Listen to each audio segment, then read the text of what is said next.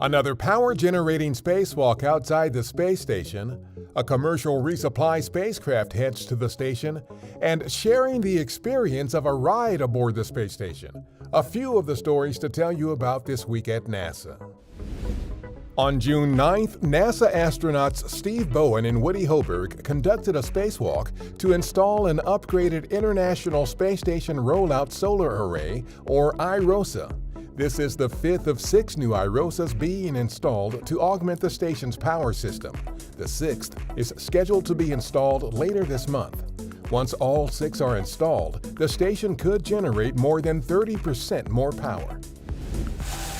And liftoff of CRS-28. Go Falcon, go Dragon. The new International Space Station Rollout Solar Arrays were delivered aboard the SpaceX Dragon cargo spacecraft that launched to the station June 5th from our Kennedy Space Center. The Dragon also delivered new science investigations, food, supplies, and other equipment for the station crew.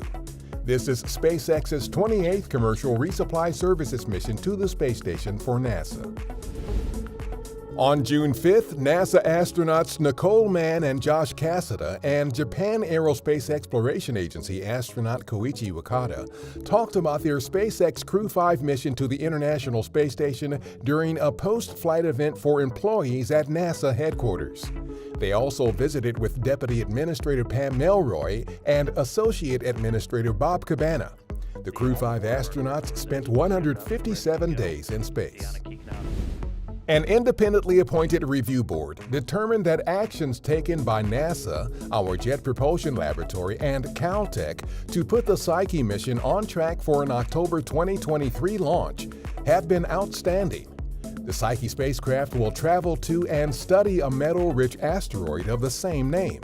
The board was convened last summer after the mission team requested to delay the spacecraft's August 2022 launch.